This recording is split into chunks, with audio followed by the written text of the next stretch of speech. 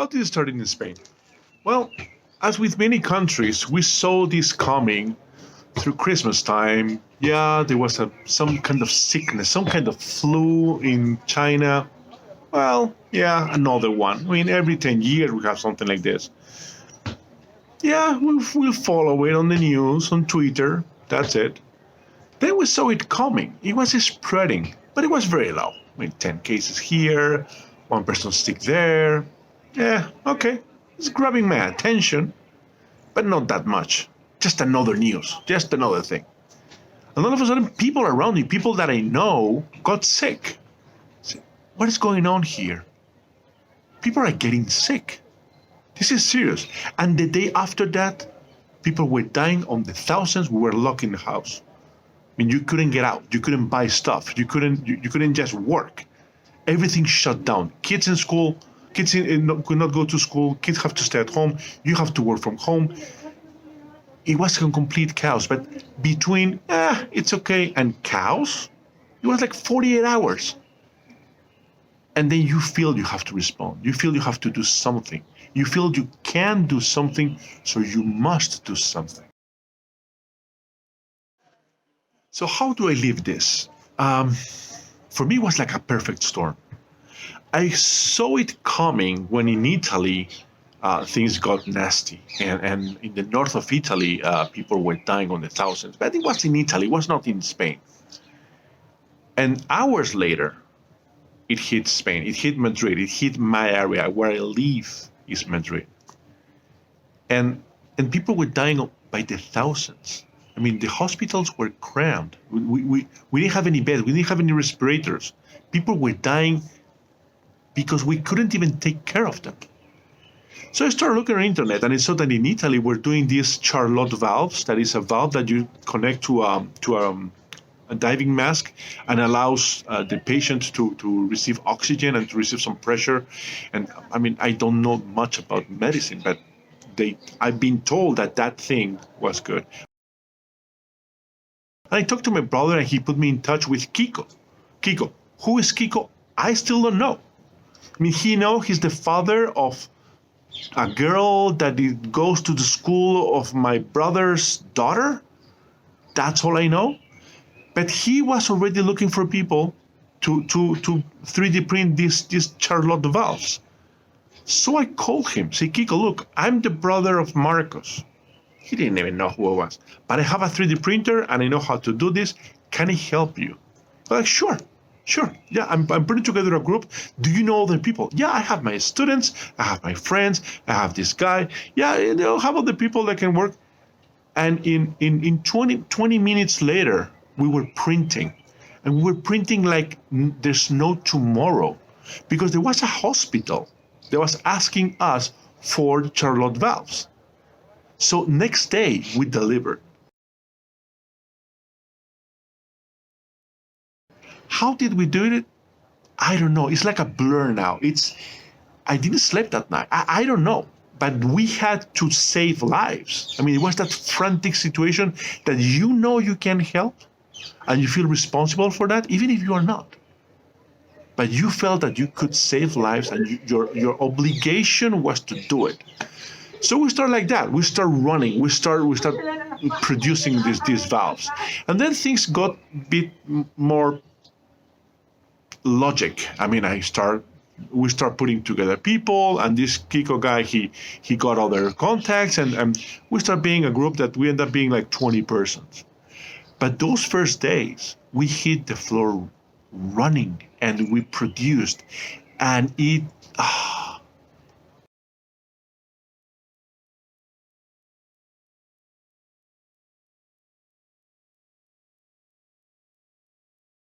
So I joined this group. We decided to call it 3D Enrolados, 3D Enrolled. Why? Why not? We got that name. And I started working with these people. As of today, 2 months and a half later, I still don't know them. Who are in this team? We got a cook, a very good cook, that knows how to sew, knows how to 3D print. He knows everything. We got a 14-year-old who's managing our databases, and he's also 3D printing. We got an 84-year-old grandma. She's sewing facial masks for people that are in nursery homes that they are younger than her. But she knows how to do it and she wants to help. We got an architect, we got retired people, we got a mom that she said, well, how can I help? Do you have a sewing machine? Yes. Do you know how to use it? Sure. Hey, I saw her, I told her what materials you have to buy. She bought it. We got psychologists. We got plenty of people, plenty of random people that if I was HR, I wouldn't have chosen them for a company, to start a company, because maybe they were old, maybe they were too young, maybe they didn't have the right studies, maybe their resume was not what I was looking for. But you know what? These people were willing to help and they knew how to do it. So we started and we did it. And after a month, we had produced thousands of medical devices. Some are these valves, some are the face shields, some are these ear protectors, but thousands. We were producing by the thousands. And yeah, it's a cook, it's an architect, it's a retired old man, it's people that they want to help. And they did.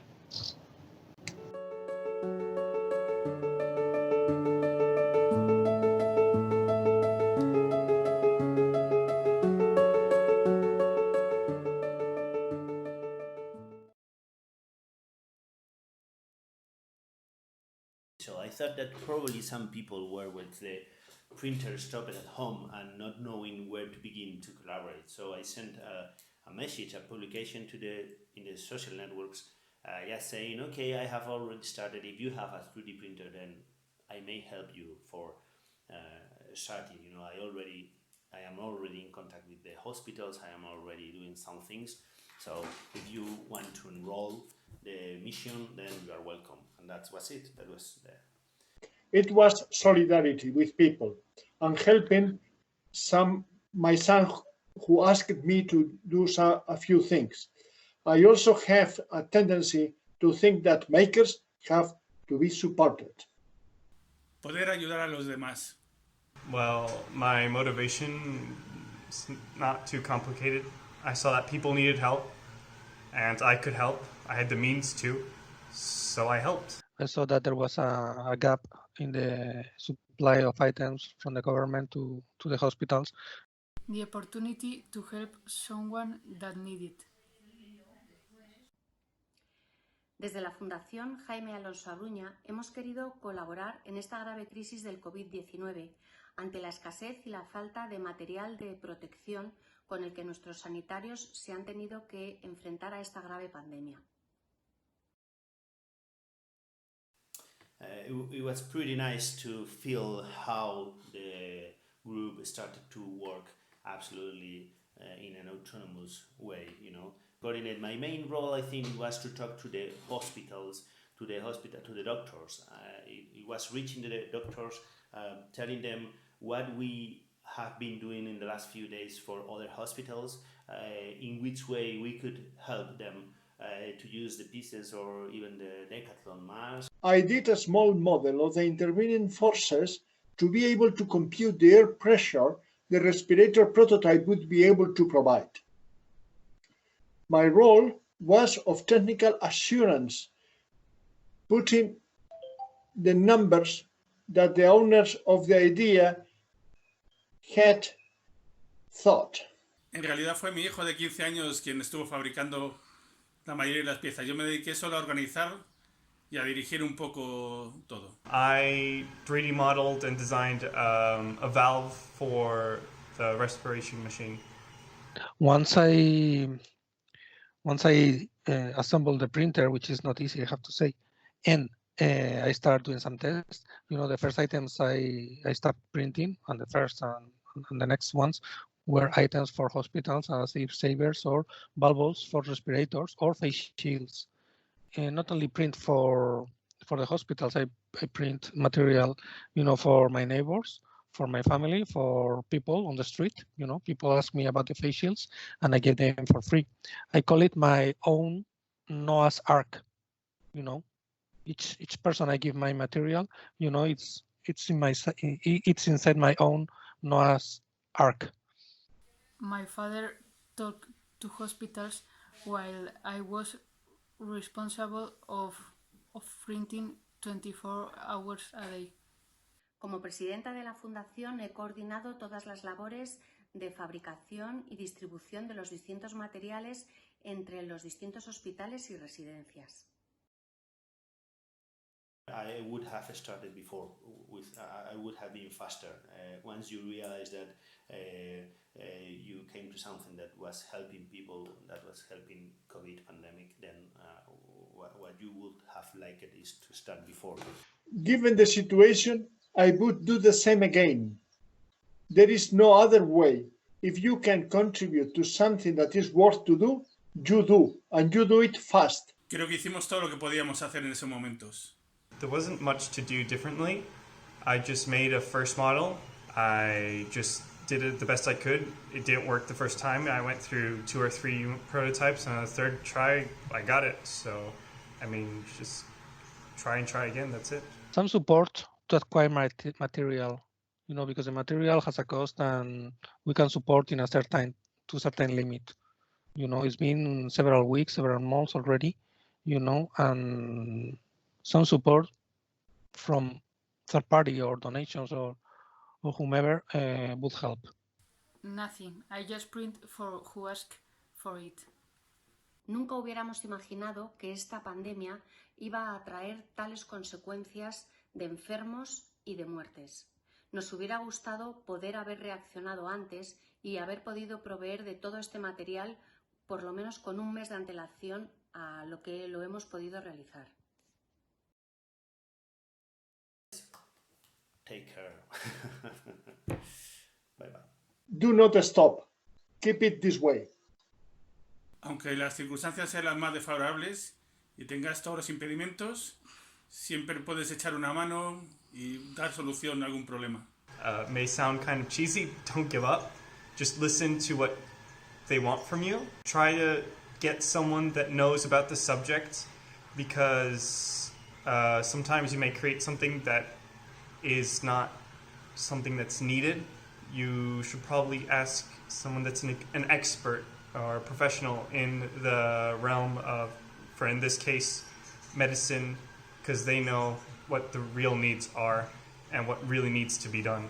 You cannot leave printer unattended. That is not, it is not a question of material or getting the printer or know about how it works, but you need to be close and be watching that. And that is time consuming. Share your time and your work to help someone. Esta crisis sanitaria mundial solo podremos superarla si nos unimos, sector público y sector privado, grandes y pequeños, mayores y ancianos, porque esta crisis, juntos, somos capaces de vencerla. A maker fighting the pandemic by himself is not enough. You can't work all alone. You need a group of people around you with different roles.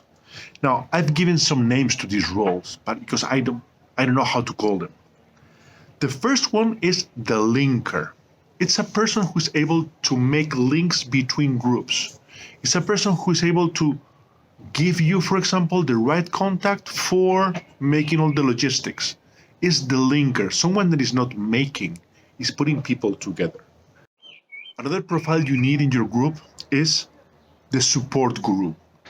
Is that kind of guy that is capable of fixing Apollo 13 with a piece of tape and a pair of tweezers? Is that guy that knows how to fix things? Is the guy to go where you have an issue with your 3D printer, with your sewing machine, your computer, you call him and he knows how to explain, how to fix it, and he doesn't even need to go to your house. Things happen because he knows, and he knows how to communicate. Then you need someone in your team that I'm going to call him the improver. In our case, is a 14-year-old guy. Super smart, not very communicative, but he knows how to make things better. He's the one who will improve our Excel sheet where we were inputting all our content. He's the one who will be able to improve the processes, simplify stuff, and he's 14, but he's good at it. The next profile is the big brain. He's the smart guy. The guy that he works with his head. In this case, he was my father. That man. I mean, I was trying to figure out with the respirator I made how much pressure I could put inside the cylinder with this servo, with this stall torque, and with this double jointed lever. Super complicated thing. I called him, I explained to him my issue, and he goes, okay, give me 30 minutes. Sure enough, 30 minutes afterwards, I have this graph with these torques, with this everything. So yeah, your thing will work. And you have this amount of percentage of whatever. Thank you, Dad. And the last role that I see that is needed is the mecenas. Is the guy that has the money. I mean, we have been printing here for weeks and weeks and weeks. We have been paying from our own pockets all the transportation. And at some point you need either someone or a company that will help you. So what's the story behind the respirator? Well, while I was working with 3D enrolados, I had a partner from another job that I do that normally they make RFID devices, like things for logistics and the things that have nothing to do with respirators. These guys, they are from Galicia. It's the northwest corner of Spain, where we have our little Silicon Valley. And they work in a company that's called Bionics. And these guys, they fear nothing. They say, how can we build a respirator? Let's call some people. Let's ask for help. And sure enough, I said I could. So they wanted to build a respirator from scratch with no medical devices, just from scratch, and with all the sensors that are needed to homologate and to use this as a real respirator. So I volunteered to help them with the pneumatics, or with all the parts that they are moving and they pump air from the air to the patient. And I proposed my solution with my software and this and that. Some was taken, some was not. It was part of the design was that. But what it ended up was with a prototype on my table. They said, well, if I add some valves here, if I add some motors, this could work. It will be the simplest respirator ever. It's just an air pump that is pumping at a certain speed with a certain volume. But to use it while there's nothing better, it could be good. So I built it, and I documented how to do it, and I put it up for open. I put it with an open source license so everyone can benefit from it. I put it on LinkedIn. Why LinkedIn? Because that's my social network. That's the one I use. I don't use Facebook. I don't use Twitter. I use LinkedIn. Okay. A week later, I have 5,000 views on that respirator thingy. And I got people from Mauritania.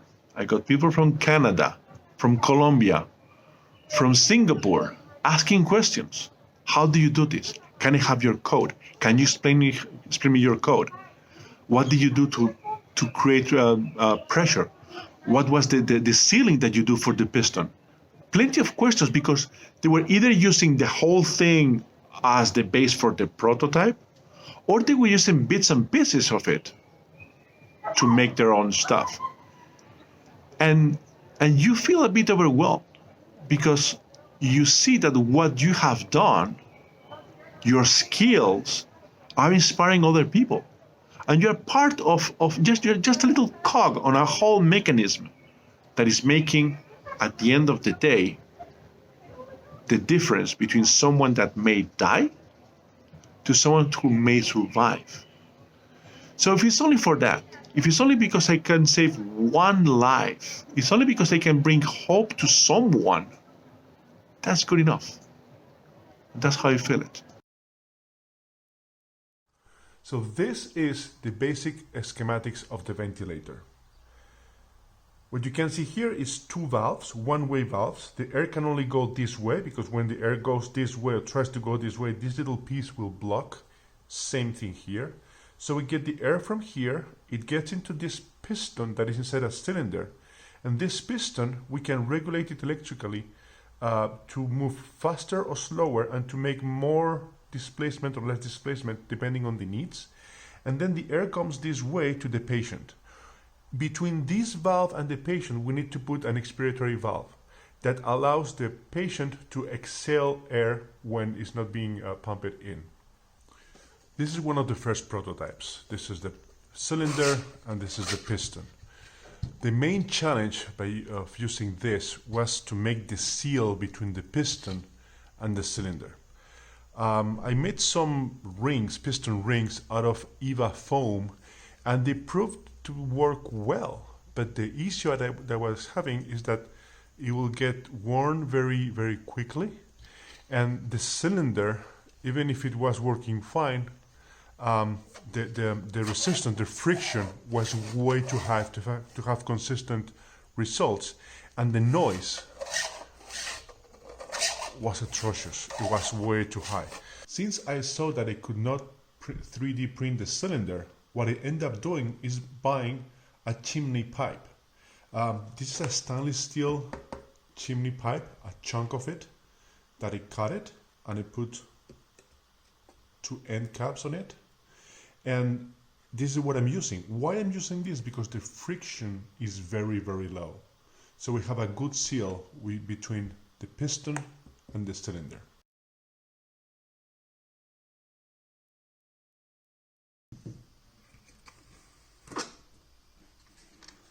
These are the piston rings.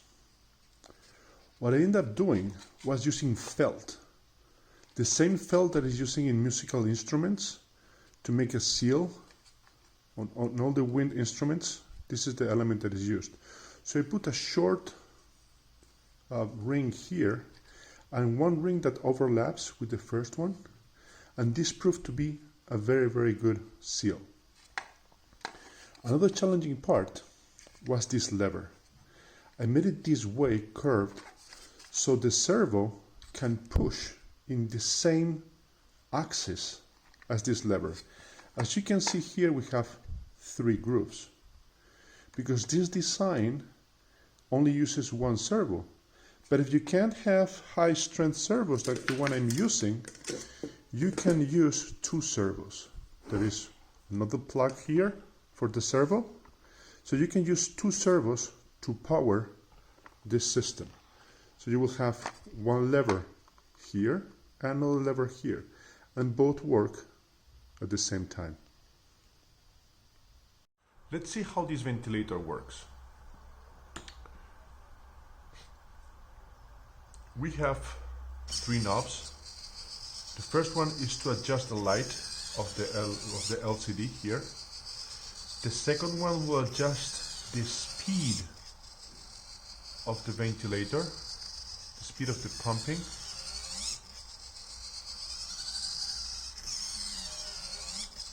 And as you can see, the speed that the piston goes up and down is not the same, because with some medical advice I was told that pumping air has to be in one cycle and sucking air from the air, not from the patient, has to be in 2 cycles. Then you can also adjust the volume of the air that you are pumping. This is very little air, and this is full volume. Now, how does it work? The air comes this way, it gets inside the piston and goes through this pipe. This pipe is connected to one of the Charlotte valves we were printing. This is what we were 3D printing. And this is connected to a diving mask. So, disclaimer, between here and here, you need to have an expiration valve. It's a valve that allows the patient to exhale air. And it has not been included here because I'm not a doctor. I don't know how to do it. So I provided different places where this expiration valve can be attached, but I don't know how to do it. So where does this attach? Let's move this here. Let me present you the Decathlon mask. This mask normally will have a pipe here so you can dive like a snorkel. And what we developed, well, an Italian team developed is this valve, this connector that can connect this here. So when you put this to the patient, he's receiving air with oxygen through here. All around here, you have air coming into the patient. And this is what has been used because we didn't have enough respirators.